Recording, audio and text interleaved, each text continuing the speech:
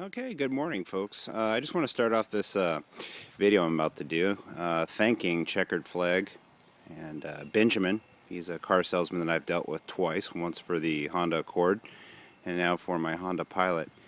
And just a really good experience with him, real honest guy. I have a person in my family that sells Hondas.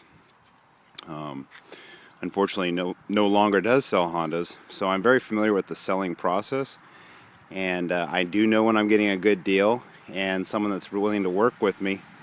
So I have found that Benjamin, with all the knowledge that I have, all the inside information that I have, is very honest and does everything in his power to get a car in your possession at an affordable price.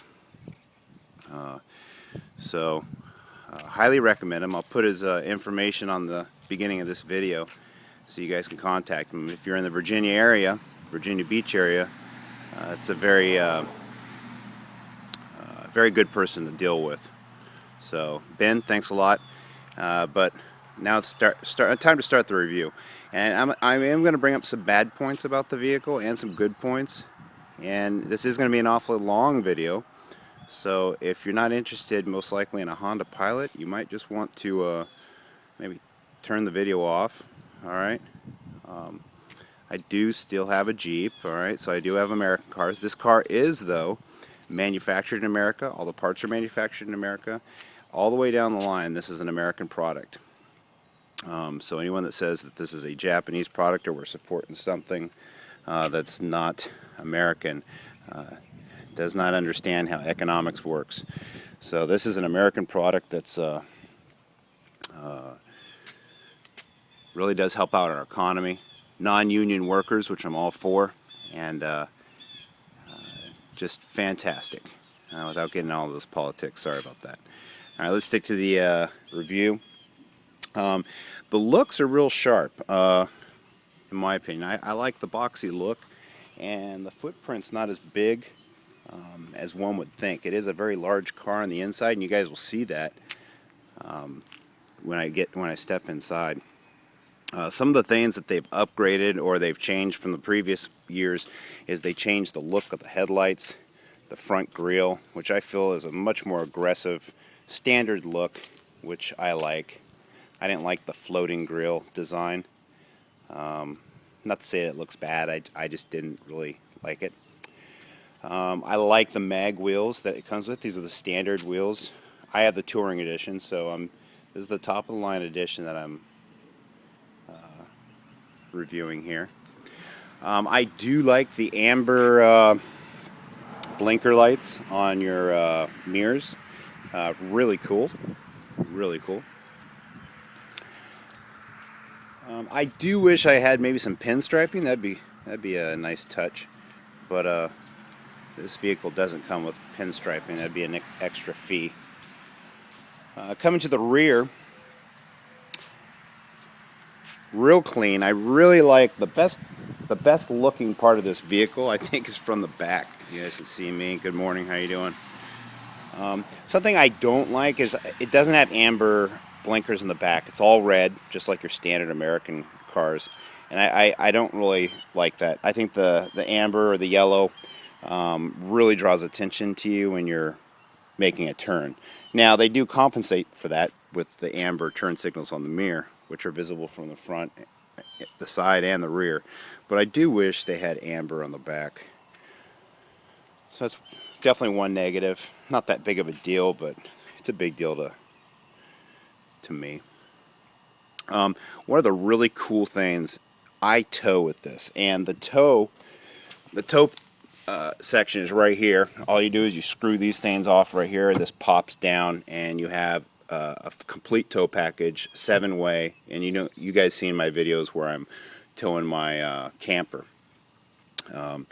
This 4-wheel drive model has a 5,000 pound capacity, so it can easily tow my little trailer. And something else that I really like that a lot of the competition didn't have is the back window pops open, and you have access to the rear. Now you got to excuse the mess here. I am getting some floor mats for the back. Right now I do have the third row folded down. Now, you guys seen y'all have seen lots of reviews with the third row up, and this is the family-oriented car. And what they say about the third row is true. It's more or less for children or small adults.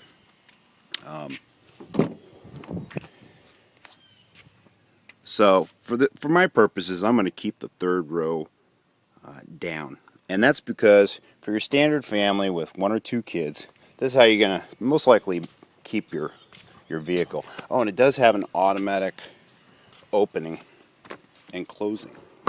Watch this. I'm going to go over here. All right, unlock, and you just press your little button right here, or you can do it on your keys, and it just opens up automatically. Really cool. Digging it, digging it. As you can see, you have lots of room back here. Yeah, let's just get rid of this. This thing just looks nasty. This is how I'm going to really just keep my Pilot.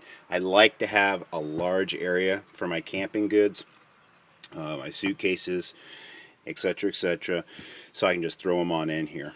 And I'm going to get it's a nice weather mat that's going to cover this whole area. But the really cool, you have a lot of cool little nooks and crannies in here, and I'm going to show you a few of them. You have all your little cargo latches here, and I don't know what the rating, they're not rated or anything like that, like a pickup would be, but they are very strong. I don't feel like I could break that with my hand, and I'm a pretty strong dude, so it's pretty cool for securing your stuff. You got your subwoofer here, you got a power outlet right here, you got little hooks and little neat things like that. Got a little glove box back here, little emergency area, and this is nice. It's an actual little glove box. Excuse me. What I actually have in here is the wireless headphones that the vehicle comes with, and that's for your DVD player, which is right in the center there. Okay, so I'll put this back over here. Yeah, the quality of all this stuff back here, I'm completely satisfied. There is a downward slope to this. Okay. Is that a negative? It could be considered a negative, because if you do have something that can roll out, when you open up the back, your things could tend to roll out onto the ground. So that's something to consider. This right here opens up. Now if I had the third row up, what you can do, alright, you got yourself like a little emergency bag, extra blanket, spotlight, some Kleenexes. You got a nice little area right here. This little strap right here straps onto your third row, and then see right here you have this netting that goes right across the top of this. Now what this is for is if you had the third row up. Now when the third row is up, you can't even utilize this. But if the third row is up and you need that extra storage capacity, you would hook this to your third row, and you could access this netting when you just pop the glass top. So it kind of gives you 2-tier storage here, which is pretty cool. Okay, if not in use, you just unhook it, and it closes.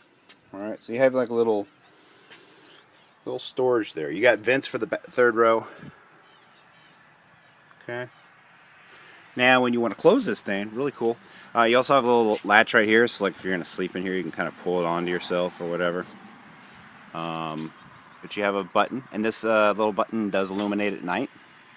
You just press the button, and your trunk goes down. Pretty cool. So the back looks really sharp. The side looks really sharp. I'm digging it. I really do like the looks. It is a good alternative to than getting a minivan, definitely. All right. So I am going to bring up some negatives. So don't think this is all going to be positive towards the Pilot. Different things that I considered. What I did like about the Pilot is it does have 2 settings. It's for my wife and myself, 1 and 2. It automatically, I have my key, which is key 2. It says driver 2 on there. Okay, hers says driver 1. When I open up the vehicle with my key, it automatically goes to my presets. So I don't even have to press that button. So it automatically puts the mirrors, the car seat, and the electronic settings and the presets the way I want them. Okay? Alright, and it's really easy to do that. You just press, I can make any changes I want, press set, and hit my number, and it sets it again. Now, for instance, if my wife wanted to drive and I had my key in, easy, you just press her setting and it automatically moves the seat. Okay, so you don't have to be messing with the seat constantly. Now, compared to the Accord, the fit and finish is not as high. Certain things are, though, higher, I feel. I think the touching points are a little bit higher than the Accord. Like, for instance, I feel like the leather of the seats is a higher quality than the Accord. I could be wrong. It could be the total opposite. But for me, they feel better. They're more comfortable. I like that. I like the room. I like the sitting positioning. I like the center console. The center console is really well made, really nice. You got all kinds of plugs and neat things. You got outlets here. You can plug in anything you want in there. Got your outlets. You got USB. You got an auxiliary. Really cool. You got a little light in there that illuminates. You have little accent lighting up here. I'm going to show you the accent lighting. And at night it illuminates your center console, which opens up and you have tons of space.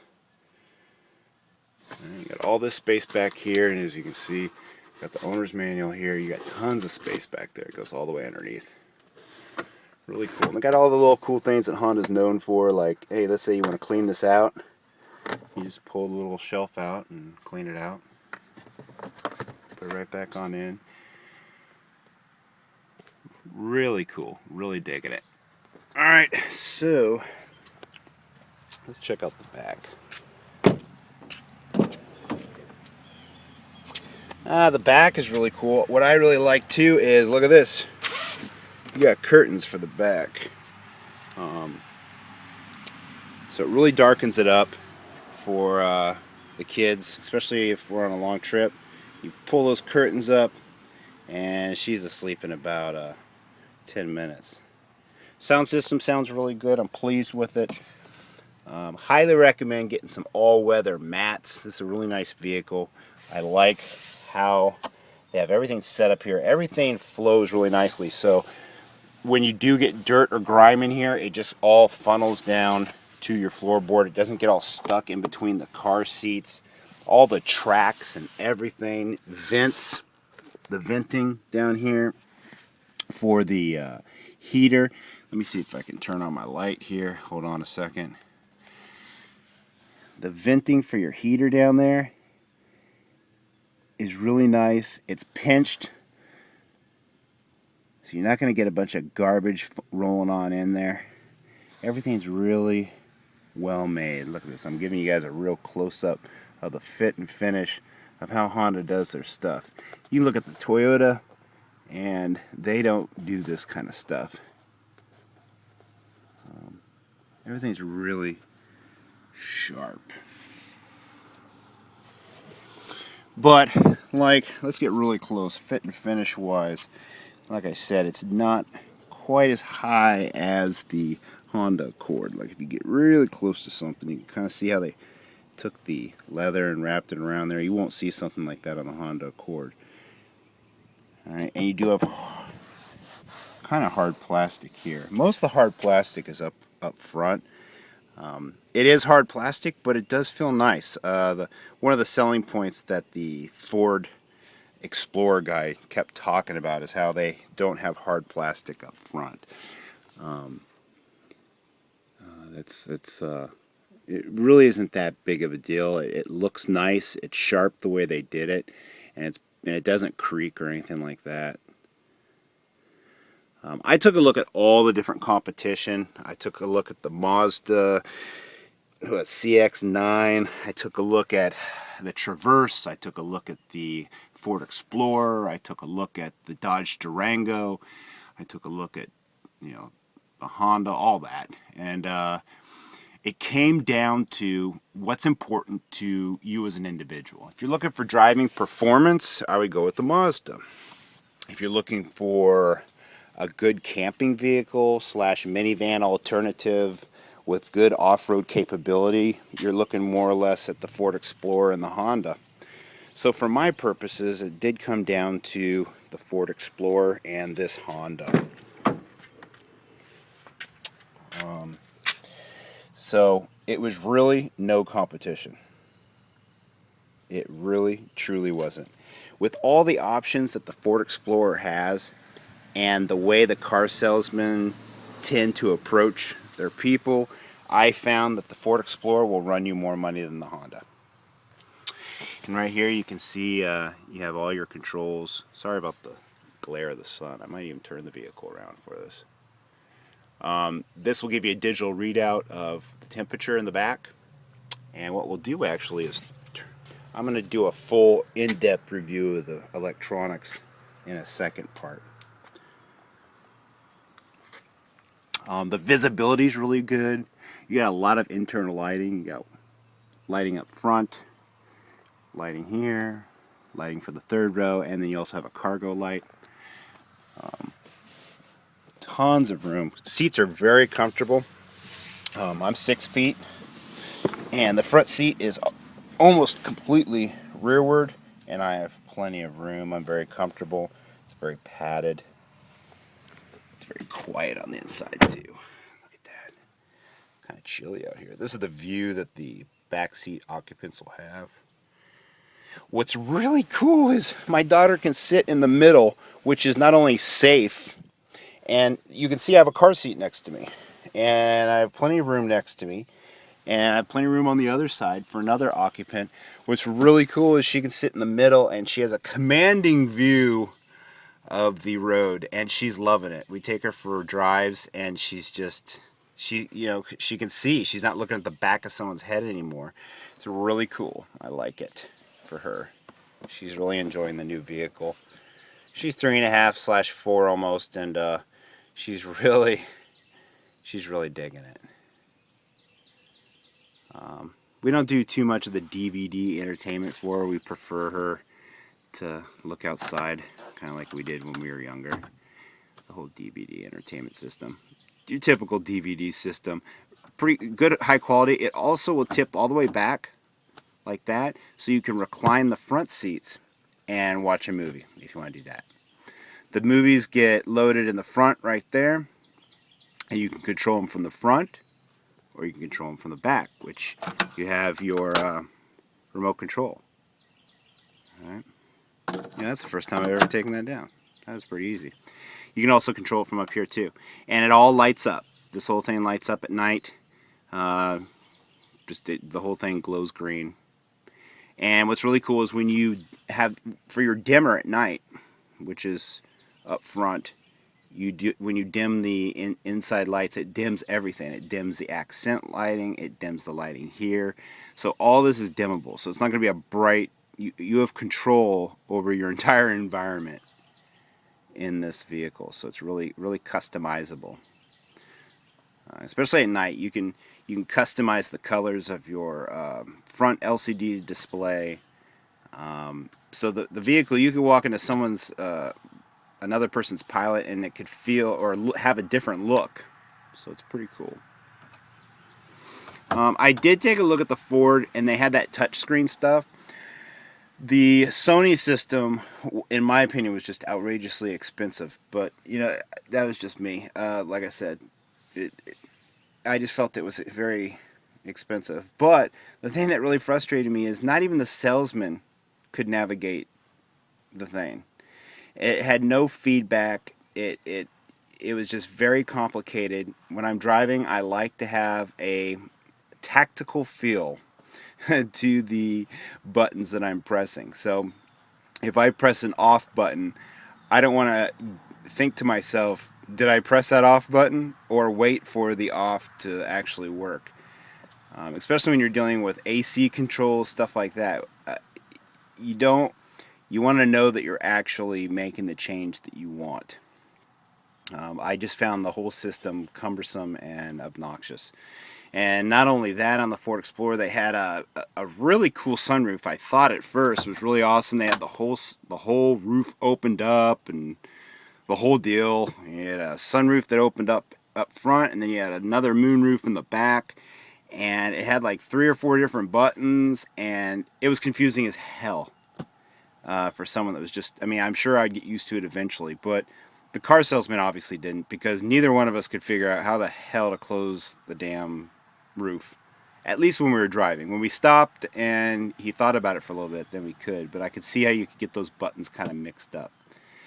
The sunroof buttons up here actually illuminate at night, unlike the Honda Accord. That was something I did not like about the Honda Accord, is because you could barely find it at night. And all that stuff up top illuminates now. Very nice. Alright, some negatives about the interior. Something that I have noticed, at 75 miles per hour, you do have wind noise that comes from the pillars. Is that the word I'm looking for? The pillars right there. And it's not that bad, but it's noticeable. And it's something that if you were driving the Ford Explorer, you most likely would not hear. So it's not as quiet as the Ford Explorer. So, but I feel that the stiffness of the ride and the performance of the vehicle, the on-road feel, it just feels very snappy and really nice. So it's, if you like the way Hondas feel, I feel like all Hondas have that feel to them, where you really feel connected to the road, and but it's not quite that luxurious, disconnected feel that maybe a Cadillac or the Ford Explorer gives you. Right. For me, it doesn't bother me too much, but it is noticeable. It's something that might bother you. Other than that, it's a quiet ride at the lower speeds. Like I said, you don't have to raise your voice or anything like that. It's just that if you have it completely quiet in the vehicle, you can hear it, and it's something that maybe they should look into fixing. Some people have complained about the glove box. We don't keep a lot of stuff in our vehicle, so for me, the smaller glove box is not really an issue. But you do have that nice little shelf there, which my wife loves to utilize when we go on trips. So I'm going to turn this vehicle around, and part 2 is going to be the inside electronics portion, and we'll take a look at some of the options that this touring model has. All right, hope you enjoyed my blabbing.